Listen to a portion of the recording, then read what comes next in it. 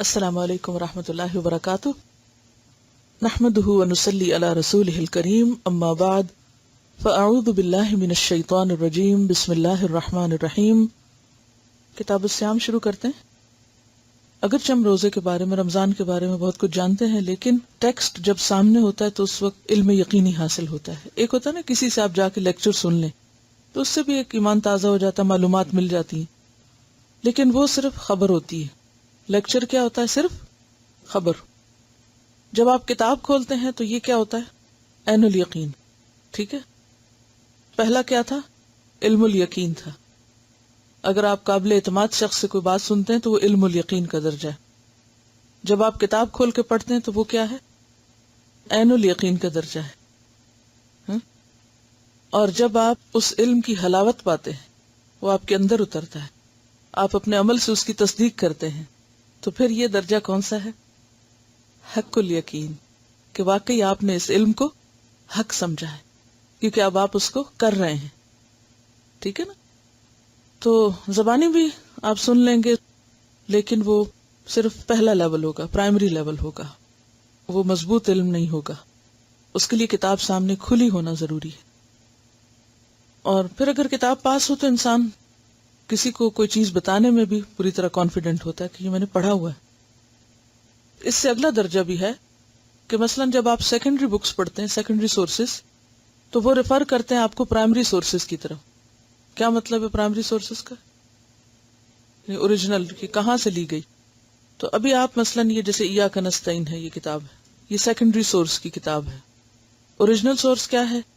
جیسے میں نے اس کتاب کو جب لکھا تو ایک ایک کتاب کی اصل میں جا کے دیکھا اور اس کی مختلف روایات دیکھی۔ تو اس سے اگلا درجہ علم کا کیا ہوتا ہے کہ سیکنڈری سورس کو پرائمری سورس کے اوپر پرکھنا۔ مثلا یہ شخص یہ لکھتا ہے کہ یہ حدیث سنن نبی داؤد سے، ٹھیک ہے، سنا ہوا نام سنن نبی داؤد کا، لیکن دیکھا ہوا نہیں اس کو۔ اور اگر کبھی کسی کے گھر میں کسی شیلف میں دیکھ بھی لیا تو کھولنے کی زحمت نہیں کی۔ کوئی اچھا کپڑا یا کراکری ہوتے تو اٹھا کے دیکھتے۔ کتاب بھی کیا دیکھنے کی چیز ہے کہ جسے کھول کے دیکھیں کہ اندر کیا ہے۔ بہرحال اگلا مرحلہ کیا ہے علم کا کہ آپ اسے کھول کے دیکھیں کہ اندر کیا ہے، اور پھر اس کو اس کے ساتھ آپ کمپیئر کریں کہ کہیں اس نے کچھ چھوڑ تو نہیں دیا، کہیں کسی چیز میں کوئی مس پرنٹ تو نہیں ہو گیا، یا کوئی ٹائپنگ مسٹیک تو نہیں ہو گئی۔ یہ مرحلہ کب آتا ہے اور اس کی ضرورت کب پیش آتی ہے؟ جب کہیں شک ہوتا ہے کہ اچھا میں نے یہ دعا کارڈ میں تو یوں پڑھی تھی اور اس کتاب میں یوں لکھی ہوئی ہے۔ کیونکہ اکثر لوگ اس میں جیسے وہ الیک النشور و الیک المصیر کا روایت کا فرق ہے، تو بعض کتابوں میں الیک النشور کی جگہ الیک المصیر لکھا ہوتا ہے۔ تو اکثر لوگ مجھے لکھ کے بھیجتے ہیں اور مجھے بتاتے ہیں کہ آپ نے یہ صحیح نہیں لکھا، اس کو ٹھیک کر لیں۔ تو میں ان کو بتاتی ہوں کہ یہ روایات کا اختلاف ہے اور میں نے اس کو ریفرنس کے ساتھ لکھا، آپ اس ریفرنس کو چیک کر لیں۔ تو بات یہ ہے کہ جب ہمیں کہیں کسی کے کہے پر، لکھے پر یا بولے پہ شک ہو تو پھر فرض کیا بنتا ہے؟ مزید آگے جا کے دیکھا جائے، گہرائی میں دیکھا جائے، اور اس کا بھی آپ کو ذوق پیدا ہونا چاہیے، لیکن وہ اس درجے کے بعد کا درجہ ہے۔ یہ جو اس وقت آپ کا درجہ ہے، اس درجے پہ آپ یہ نہ کر سکتے ہیں نہ کرنے کے قابل ہیں۔ یہ جب یہ درجہ آپ کا مکمل ہو تو پھر اگلے درجے پہ آپ جا سکتے ہیں۔ ٹھیک ہے نا؟ علم کے لحاظ سے لوگوں کے 3 درجے ہیں نا۔ وہ لوگ جو صرف لیکچر سنتے ہیں، وہ لوگ جو باقاعدہ کتاب کھول کے استاد سے پڑھتے ہیں، اور وہ لوگ پھر آگے جا کے مزید تحقیق کرتے ہیں۔ تو آپ کون سے درجے پہ؟ درمیان والے پہ بھی۔ ٹھیک ہے۔ روزے کو عربی زبان میں صوم کہا جاتا ہے۔ صوم کا لفظی معنی ہوتا ہے رک جانا۔ صائم اس گھوڑے کو کہا جاتا ہے جسے اس کا مالک بھوکا پیاسا رکھ کر خوب دوڑاتا ہے تاکہ اس کے اندر قوت برداشت پیدا ہو اور وہ جنگ میں بھوکا پیاسا رہ کر زیادہ سے زیادہ دشمن کے مقابلے میں مدافعت کر سکے۔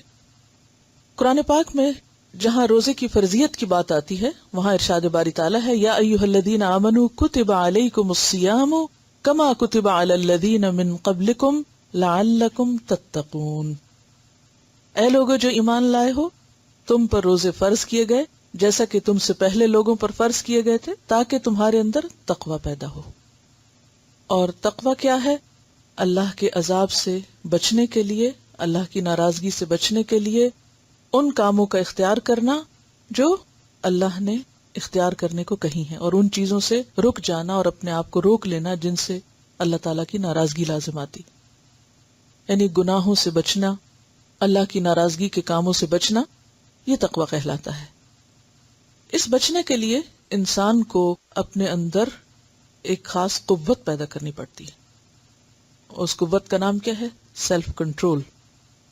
تو بیسیکلی روزے کا مقصد کیا ہے کہ انسان کے اندر بھوک پیاس کاٹ کر یا بھوک پیاس کی تکلیف برداشت کر کے اس کے اندر قوت برداشت پیدا ہو، اور یہ قوت برداشت اس کو بہت سی ایسی چیزوں میں کام آئے جو شیطان کے وسوسوں کی وجہ سے انسان کے اندر پیدا ہوتی۔ شیطان بھی انسان کا کھلا دشمن ہے۔ شیطان کے مقابلے کے لیے انسان کو طاقتور ہونے کی ضرورت ہے، اور وہ طاقت ایمانی طاقت ہے۔ یہ طاقت اللہ کا حکم مان کر انسان کے اندر آتی ہے، اور جب ایک انسان اللہ کے حکم سے کھانے پینے سے اور جمع کرنے سے رک جاتا ہے، یعنی مخصوص شرائط کے ساتھ مخصوص ایام میں مخصوص اشیاء کو چھوڑ دیتا ہے صرف اللہ کا حکم سمجھ کر، تو اس کے اندر بہترین قسم کی سیلف کنٹرول پیدا ہوتی ہے۔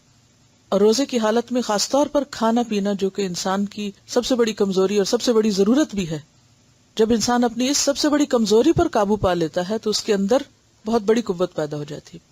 پھر دوسری چیز انسان کی شہوت ہے۔ جو شخص اپنی شہوت کو کنٹرول کر لیتا ہے وہ بہت مضبوط ہو جاتا ہے۔ تیسری چیز انسان کی نیند ہے، جو اس کی بہت بڑی ویکنس ہے۔ تو یہ تین چیزیں انسان کی زندگی میں، یعنی بھوک، شہوت اور نیند، ان کے غلبے سے عموماً انسان غلط چیزوں کی طرف مائل ہو جاتا ہے اور نفس کی پیروی شروع کر دیتا ہے۔ جو شخص ان تین کمزوریوں پہ قابو پا لے اس کے لیے بہت سی خیر اور بھلائی کے دروازے کھل جاتے ہیں۔ روزے میں انسان کو اسی چیز کی تربیت دی جاتی ہے۔ بھوک اور شہوت تو براہ راست، اور نیند جو ہے وہ انڈائریکٹلی کنٹرول ہوتی ہے، کیونکہ سحری میں بھی جلدی اٹھنا پڑتا ہے، اور اس کے بعد تراویح کے لیے اور قیام اللیل کے لیے بھی انسان پھر دیر تک جاگتا ہے۔ تو اس طرح انسان کے اندر جب یہ سب کچھ اللہ کی خاطر عبادت سمجھ کر کرنے کا عمل شروع ہوتا ہے تو اسے نہ صرف یہ کہ جسمانی فائدے حاصل ہوتے ہیں بلکہ روحانی فائدے بھی حاصل ہوتے ہیں۔ تو روزے کے بہت سے فوائد ہیں۔ اس وقت ہم ان فائدوں کو ڈسکس نہیں کریں گے، بلکہ ہم براہ راست جو شریعت میں روزے کے بارے میں احکامات ملتے ہیں ان کے بارے میں بات کریں گے۔ ان کے بارے میں سب سے پہلی بات تو یہ کہ رمضان کا مہینہ وہ مہینہ ہے جس میں روزے فرض کیے گئے ہیں۔ اگر کوئی شخص رمضان کے علاوہ کسی اور مہینے میں روزے رکھے تو اس کا فرض ادا نہیں ہوتا۔ مثلا اگر کوئی کہے کہ میں محرم میں رکھ لیتا ہوں کیونکہ وہ بھی حرمت والا مہینہ ہے، بہت اچھا مہینہ ہے، لہٰذا میں سال کے پہلے مہینے میں ہی روزے رکھ کے فارغ ہو جاتا ہوں، تو اس کی یہ عبادت قابل قبول نہ ہوگی۔ اس لیے اس عبادت کے لیے اللہ تعالیٰ نے وقت خود مقرر کر دیا، تو اس میں وقت کی جو پابندی ہے وہ بھی بے حد ضروری ہے۔ فرضیت الصیام، روزے کی فرضیت۔ روزہ اسلام کے بنیادی فرائض میں سے ایک فرض ہے۔ عن ابن عمر رضی اللہ عنہما قال قال رسول اللہ صلی اللہ علیہ وسلم بنی الاسلام علی خمس شہادت ان لا الہ الا اللہ وان محمدا رسول اللہ واقام الصلاة وایتاء الزکاة والحج وصوم رمضان، رواہ البخاری۔ حضرت عبداللہ بن عمر رضی اللہ عنہما کہتے ہیں رسول اللہ صلی اللہ علیہ وسلم نے فرمایا، اسلام کی بنیاد 5 چیزوں پر ہے۔ نمبر 1 کلمہ شہادت، اشہد ان لا الہ الا اللہ و اشہد ان محمدا عبدہ و رسولہ۔ نمبر 2 نماز قائم کرنا۔ نمبر 3 زکوٰۃ ادا کرنا۔ نمبر 4 حج، اور نمبر 5 رمضان کے روزے رکھنا۔ اسے بخاری نے روایت کیا ہے۔ تو اس حدیث سے کیا پتہ چلتا ہے کہ رمضان کے روزے فرض ہیں، اور اسلام کے جو بنیادی 5 پلرز ہیں، 5 ستون یا ارکان ہیں، ارکان خمسہ میں سے ایک بنیادی رکن ہے۔ اگر کوئی شخص جان بوجھ کے اس کا انکار کرے کہ میں اس کو نہیں مانتا تو وہ دائرہ اسلام سے خارج ہوتا ہے۔ عن ابی ہریرہ رضی اللہ عنہ ان اعرابیا اتى النبي صلی اللہ علیہ وسلم فقال دلني على عمل اذا عملته دخلت الجنة قال تعبد الله لا تشرك به شيئا وتقيم الصلاة المكتوبة وتؤدي الزكاة المفروضة وتصوم رمضان. قال والذي نفسي بيده لا أزيد على هذا. فلما ولى قال النبي صلى الله عليه وسلم من سره أن ينظر إلى رجل من أهل الجنة فلينظر إلى هذا. رواه البخاری. حضرت ابو ہریرہ رضی اللہ عنہ کہتے ہیں کہ ایک اعرابی نبی اکرم صلی اللہ علیہ وسلم کی خدمت میں حاضر ہوا اور عرض کیا مجھے ایسا عمل بتائیے جس کے کرنے سے میں جنت میں داخل ہو جاؤں. آپ صلی اللہ علیہ وسلم نے فرمایا اللہ تعالیٰ کی عبادت کر، اس کے ساتھ کسی کو شریک نہ کر، فرض نماز قائم کر، فرض زکوٰۃ ادا کر اور رمضان المبارک کے روزے رکھ. اس نے کہا اللہ کی قسم میں اس سے زیادہ کچھ نہ کروں گا، یعنی فرض سمجھ کر، یعنی کہ اور کوئی زندگی میں کام ہی نہیں کروں گا یا کوئی اور نیکی نہیں کروں گا. جب وہ آدمی واپس ہوا تو آپ صلی اللہ علیہ وسلم نے فرمایا جسے جنتی آدمی دیکھنا ہو وہ اسے دیکھ لے. کیا مطلب اس کا؟ کہ اگر کوئی شخص ان ارکان خمسہ کی صحیح طور پر پابندی کرتا ہے تو ایسا شخص انشاءاللہ جنت میں جائے گا. یہاں پر آپ دیکھ رہے ہیں کہ حج کا ذکر نہیں ہے. اس کی وجہ یہ ہو سکتی ہے کہ ہو سکتا ہے اس وقت تک کبھی حج فرض نہ ہوا، اور یہ بھی ہو سکتا ہے کہ اس شخص پر فرض نہ ہو، یعنی وہ اس کیٹیگری میں نہ آتا ہو. روزے کی فضیلت. فضل الصوم. رمضان المبارک کے شروع ہوتے ہی جنت کے دروازے کھول دیے جاتے ہیں اور جہنم کے دروازے بند کر دیے جاتے ہیں. عن ابی ہریرہ قال قال رسول اللہ صلی اللہ علیہ وسلم اذا دخل رمضان فتحت ابواب السماء وغلقت ابواب جہنم وسلسلت الشیاطین. متفق علیہ. حضرت ابو ہریرہ رضی اللہ عنہ سے روایت ہے کہ رسول اللہ صلی اللہ علیہ وسلم نے فرمایا جب رمضان آتا ہے تو آسمان کے دروازے کھول دیے جاتے ہیں، جہنم کے دروازے بند کر دیے جاتے ہیں اور شیاطین قید کر دیے جاتے ہیں. جی، آسمان کے دروازے کیوں کھول دیے جاتے ہیں؟ دعاؤں کی قبولیت کے لیے، اعمال کی قبولیت کے لیے. اور بتانے کا مقصد کیا ہے؟ تاکہ لوگ اور زیادہ شوق و ذوق کے ساتھ عبادت کریں، یعنی عبادت کا شوق دلانے کے لیے یہ بات کی جا رہی ہے. اور پھر جنت کے دروازے کتنے ہیں؟ 8 دروازے. جہنم کے ساتھ ہیں لہا 7 ابواب لکل باب منہم جزء مقسوم. تو جنت کے سب دروازے کھول دیے جاتے ہیں.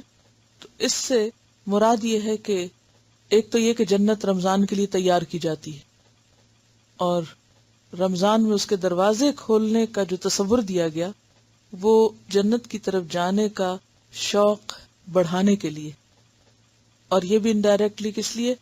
تاکہ لوگ زیادہ سے زیادہ اچھے کام کریں، نیکیوں کی طرف بڑھیں، دوڑیں، اور اس منزل کو سامنے رکھتے ہوئے، اس اجر اور اس ثواب کو سامنے رکھتے ہوئے اور زیادہ تیزی کے ساتھ نیکی کی طرف بڑھیں. اور پھر جنت کا تصور جو ہے اور جنت کے کھلے دروازوں کا تصور دراصل انسان کے لیے ایک سبب یا ذریعہ بنتا ہے. کس بات کا؟ یا ایک وجہ بنتی ہے کیا؟ کہ انسان نیکی کی طرف اور زیادہ شوق کے ساتھ دوڑے. جہنم کے دروازے بند کر دیے جاتے ہیں. تو جہنم میں لے جانے والی کیا چیزیں؟ برائیاں. تو جہنم کے دروازے بند کرنے کا مطلب پھر کیا ہے؟ کہ انسان کو دنیا میں بھی، اس زمین پر بھی ایسا ماحول فراہم کیا جاتا ہے روزے کے ساتھ، یعنی روزے جیسی عبادت کے ساتھ، کہ انسان کو ایک نیکی کا ایسا ماحول ملتا ہے کہ جس میں جنت کی طرف لے جانے والے کام زیادہ کرنے کی توفیق یا مواقع ملتے ہیں، اور جہنم کی طرف لے جانے والے کاموں کے مواقع کم ہو جاتے ہیں. باب اصل میں ذریعہ ہے. اب اس میں آپ دیکھیے کہ یعنی اس میں کوئی اشکال نہیں ہے کہ اگر ہم یہ مانیں کہ ہاں واقعی ایسا ہوتا ہے، اور جنت والے جب جنت میں داخل ہوں گے تو اس کے بارے میں کیا کہا کہ مفتحۃ لہم الابواب، کہ دروازے پہلے سے ہی کھول دیے جائیں گے. دروازے کا بند ہونا اور کھل جانا یہ کس بات کی علامت ہے؟ سہولت سے داخل ہونے کی، ویلکم کرنے کی. مثلا اگر آپ کہیں جا رہے ہیں اور دروازہ خود بخود کھل جاتا ہے، یہ پہلے سے ہی کھلا ہوا ہے، تو یہ کس بات کی علامت ہے کہ ویلکم، آپ کا انتظار کیا جا رہا ہے، آپ اس کے اہل ہیں کہ آپ یہاں داخل ہوں. اور کسی دروازے کا بند ہونا کیا ہے؟ کسی رحمت سے یا کسی بھی خیر اور بھلائی سے محروم ہونا. اور پھر جنت کے جو مختلف دروازے ہیں اس سے کیا پتہ چلتا ہے کہ ان میں سے ایک دروازہ باب الریان بھی ہے. جیسے کہ ایک اور حدیث میں آتا ہے کہ جنت کے 8 دروازے ہیں جن میں سے ایک دروازے کو ریان کہتے ہیں. اس دروازے سے صرف روزے دار ہی داخل ہوں گے، کوئی اور داخل نہیں ہو سکے گا. پھر یہ کہ رمضان میں عمرے کا ثواب حج کے برابر ملتا ہے. عام نیکیوں کا ثواب بھی عام دنوں سے زیادہ ہوتا ہے، اور خصوصاً عمرے کا ثواب. ان عطا ان رحمہ اللہ. جب میں عربی عبارت پڑھوں تو آپ لوگ اپنی پینسل کے ساتھ عربی عبارت کے ایک ایک لفظ پر ساتھ ساتھ چلتے چلے جائیں، یعنی اپنی پینسل کو اس لفظ پر رکھتے چلے جائیں. اس کا کیا فائدہ ہوگا؟ عربی سے آپ کی نگاہیں مانوس ہوں گی، اور ہو سکتا ہے بہت سا ترجمہ آپ کو پہلے سے ہی آتا ہو اور چند لفظ مشکل ہوں جو آپ کو نہ آئے. ان عطا ان رحمہ اللہ قال سمعت ابن عباس رضی اللہ عنہما يحدثنا قال رسول اللہ صلی اللہ علیہ وسلم لامرأة من الانصار سماها ابن عباس رضی اللہ عنہما فنسیت اسمها ما منعك ان تحجی معنا قالت لم يكن لنا الا نادحان فحج ابو ولدها وابنها على نادح وترك لنا نادحا نندح عليه قال فإذا جاء رمضان فاعتمري فإن عمرة فيه تعدل حجة رواہ مسلم. حضرت عطا رحمہ اللہ کہتے ہیں میں نے حضرت عبداللہ بن عباس رضی اللہ عنہ سے سنا کہ رسول اللہ صلی اللہ علیہ وسلم نے انصار کی ایک عورت ام سنان سے فرمایا. حضرت عبداللہ بن عباس نے اس عورت کا نام بھی لیا مگر میں بھول گیا. ام سنان جو ہے بریکٹ میں لکھا ہے بعد میں دوسری روایات سے، لیکن جو راوی اس حدیث کے ہیں انہوں نے جب حدیث سنی تو اس حدیث کو روایت کرتے ہوئے اس خاتون کا نام بھول گئے، جبکہ اور بھی سننے والے تھے، انہوں نے جب روایت کیا تو انہوں نے نام یاد رکھا. تو یہیں سے پھر روایات کے فرق ہو جاتے ہیں کہ رسول اللہ صلی اللہ علیہ وسلم نے ام سنان سے کہا تم ہمارے ساتھ حج پر کیوں نہیں چلتی؟ آپ کو معلوم ہے کہ حجۃ الوداع کے موقع پر میکسیمم لوگ آپ صلی اللہ علیہ وسلم کے ساتھ تھے، یعنی زیادہ سے زیادہ لوگ جو تھے وہ شریک ہوئے تھے اور انہیں آپ کے ساتھ حج کے مناسک سیکھنے کا موقع ملا تھا. تو آپ نے ان کو بھی دعوت دی کہ آپ بھی چلیں. عورت نے عرض کیا ہمارے پاس صرف 2 اونٹ تھے، ایک پر میرا شوہر اور بیٹا دونوں حج کے لیے گئے ہیں، اب ایک اونٹ گھر میں ہے جس پر ہم پانی وغیرہ لاتے ہیں، یعنی اس سے ہم گھر کے کام کاج کرتے ہیں. رسول اللہ صلی اللہ علیہ وسلم نے فرمایا اچھا جب رمضان آئے تو عمرہ کر لینا، اس کا ثواب بھی حج کے برابر ہے. اسے مسلم نے روایت کیا. اس کا یہ مطلب نہیں کہ اس عورت سے حج کا فریضہ جو ہے وہ ساقط ہو گیا. اگر کسی پر حج کا فریضہ عائد ہوتا ہو تو وہ فریضہ حج کرنے سے ہی ادا ہوگا، عمرے سے نہیں ادا ہوگا. لیکن یہاں پر جس چیز کی طرف توجہ دلائی جا رہی ہے وہ یہ ہے کہ حج تو بعد میں آئے گا، اگر اس سے پہلے ہی رمضان میں عمرہ کر لیا جائے تو وہ عمرہ حج برابر ہو جائے گا، کیونکہ انسان کو زندگی کا تو نہیں پتا ہوتا کہ کب مہلت ختم ہو جائے. تو اس لیے بعض لوگ یہ کہتے ہیں کہ ہم عمرہ نہیں کرتے. کیوں؟ کیا توجیہ پیش کرتے ہیں؟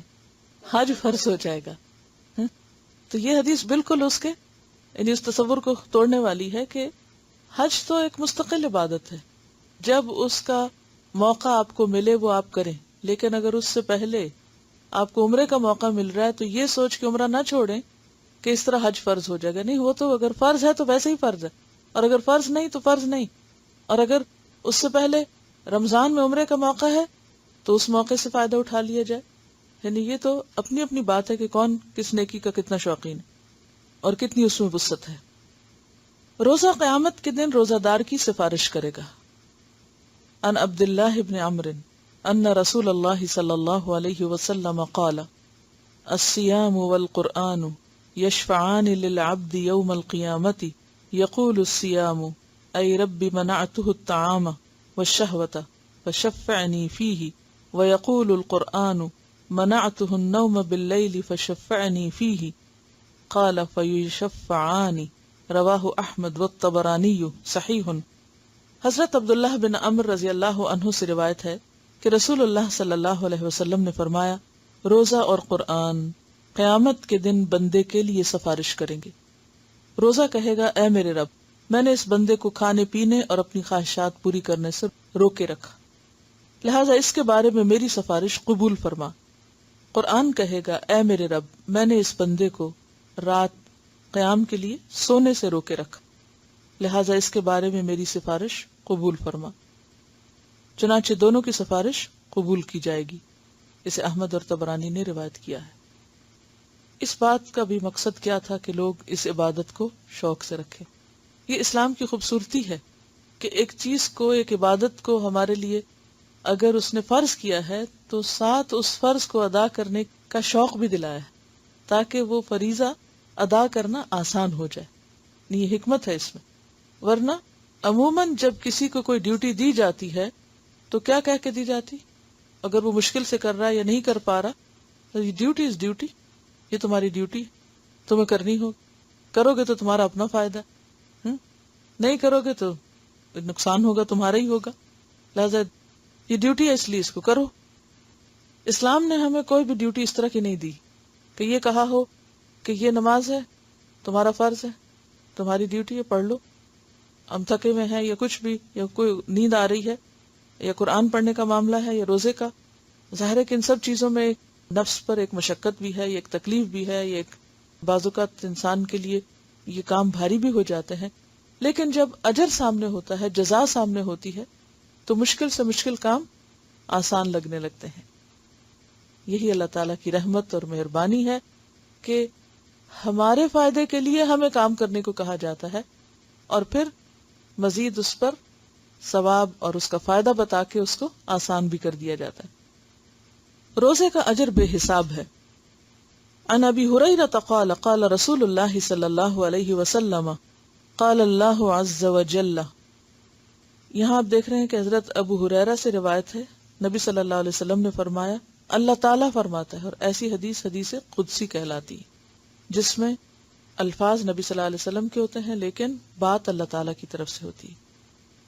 کل عمل ابن آدم لہ الا الصیام فإنہ لی وأنا اجزی بہ والصیام جنۃ فإذا كان یوم صوم احدکم فلا يرفث یومئذ ولا يسخب فإن سابہ احد او قاتلہ فلیقل انی امرؤ صائم والذی نفس محمد بیدہ لخلوف فم الصائم اطیب عند اللہ یوم القیامہ من ریح المسک وللصائم فرحتان یفرحہما اذا افطر فرح بفطرہ واذا لقی ربہ فرح بصومہ، رواہ مسلم۔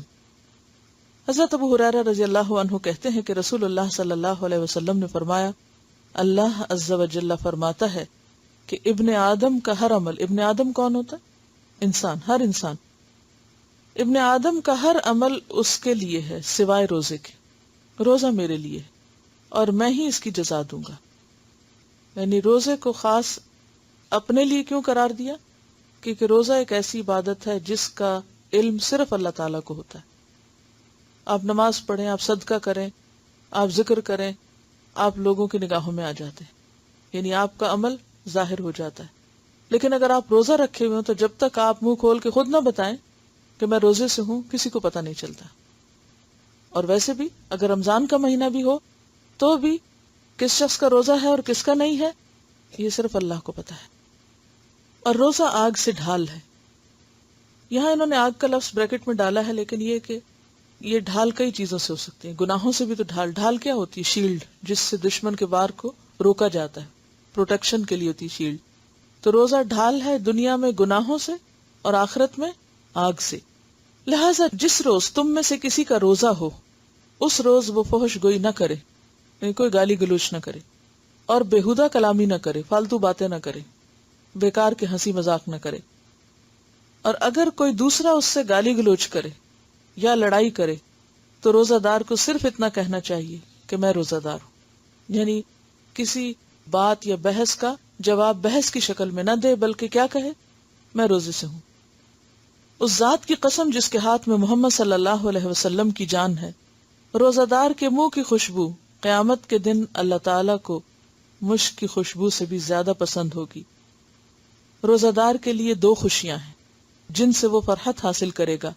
اولاً جب وہ روزہ افطار کرتا ہے تو خوش ہوتا ہے، یعنی افطاری کا وقت ایک خوشی کا وقت ہوتا ہے۔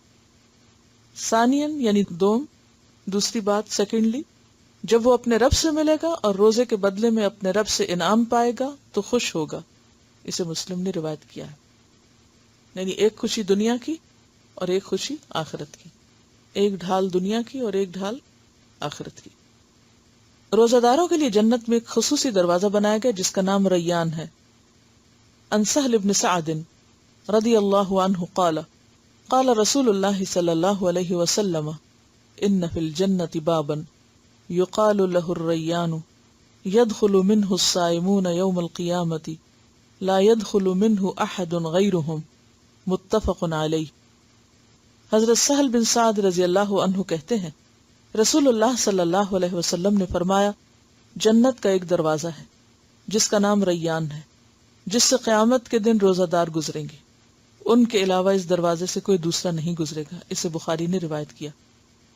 بات یہ ہے کہ جنت کے جو مختلف دروازے ہیں وہ مختلف نیکی کے کاموں کے لیے مخصوص ہیں۔ مثلا نمازیوں کے لیے ایک دروازہ ہے، اور صدقہ کرنے والوں کے لیے، اور روزہ رکھنے والوں کے لیے، اور کوئی ایسا شخص بھی ہو سکتا ہے کہ جو سارے ہی کام کرتا ہو، تو ایسے میں پھر وہ کس دروازے سے داخل ہوگا؟ جس سے چاہے گا داخل ہوگا۔ اور باب الریان ایک اہم دروازہ ہے جس سے صرف روزہ دار داخل ہو سکیں گے، اوروں کو اس سے اندر نہیں آنے دیا جائے گا۔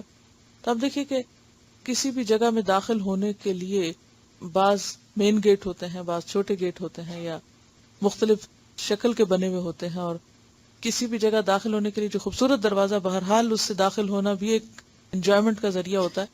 تو یہ بھی ایک طرح سے روزے کا شوق دلانے کے لیے لوگوں کو بتایا گیا ہے۔ اور دوسری بات یہ ہے کہ ہر شخص کے اندر آپ دیکھیں گے کہ ایک نمایاں نیکی ہوتی ہے۔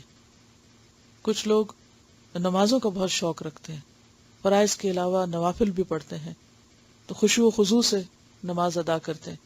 کچھ لوگ روزے کثرت سے رکھتے ہیں، کچھ لوگوں کو صدقہ خیرات کا بہت شوق ہوتا ہے، اسی طرح اور نیکیوں کا بھی۔ تو ہر شخص کی زندگی میں ایک مخصوص قسم کی نیکی کا ایک رجحان یا توجہ ہوتی ہے، تو اس کو پھر اس خاص دروازے سے لے جایا جائے گا اس کی اس نیکی کے مطابق۔ اور جب آپ صلی اللہ علیہ وسلم ایک موقع پر جنت کے دروازوں کا ذکر کر رہے تھے تو حضرت ابوبکر نے پوچھا تھا کہ یا رسول اللہ صلی اللہ علیہ وسلم کوئی ایسا شخص بھی ہوگا کہ جسے ہر دروازے سے پکارا جائے گا؟ اصل میں دروازے سے بھی پکار آئے گی کہ یہاں فلاں اور فلاں یہاں سے آئے اور گزرے، یعنی ویلکم کیا جا رہا ہوگا نا، ہر طرف سے ان کی آؤ بھگت ہوگی کہ آپ ادھر سے آئیں۔ فرمایا کہ مجھے امید ہے کہ وہ تم ہوگے جسے ہر دروازے سے پکار آئے گی، ہر دروازہ کھلا ہوگا تمہارے لیے۔ رمضان کا پورا مہینہ ہر رات اللہ تعالیٰ لوگوں کو جہنم سے نجات دلاتے ہیں۔